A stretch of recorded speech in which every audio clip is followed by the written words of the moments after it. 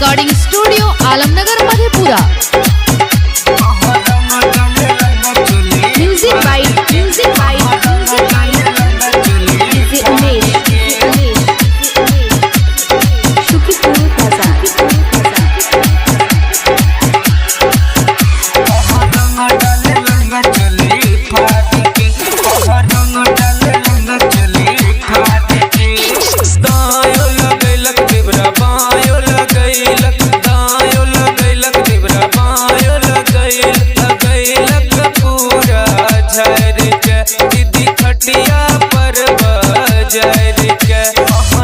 डाले लंगा चोली फाड़ के रंग डाले लंगा चोली फाड़ के रंग डाले लंगा चोली फाड़ के रंग डाले लंगा चोली फाड़ के रंग डाले लंगा चोली फाड़ के रंग डाले लंगा चोली। Music by presented by BM recording studio Alamnagar Madhepura.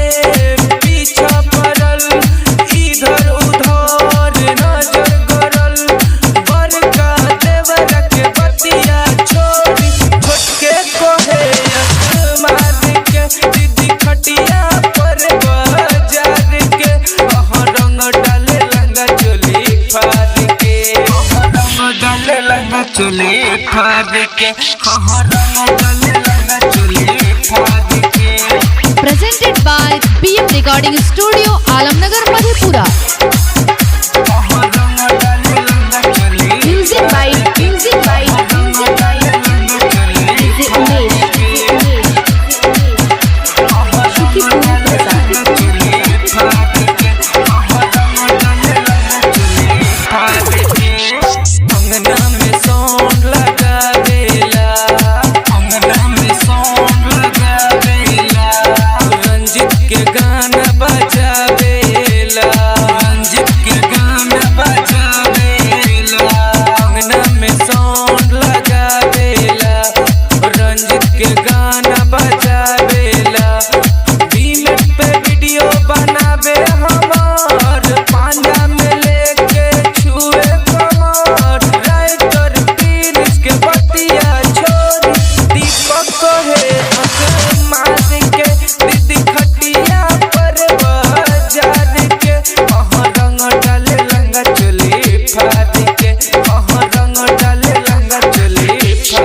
Presented by BM recording studio Alamnagar Madhepura.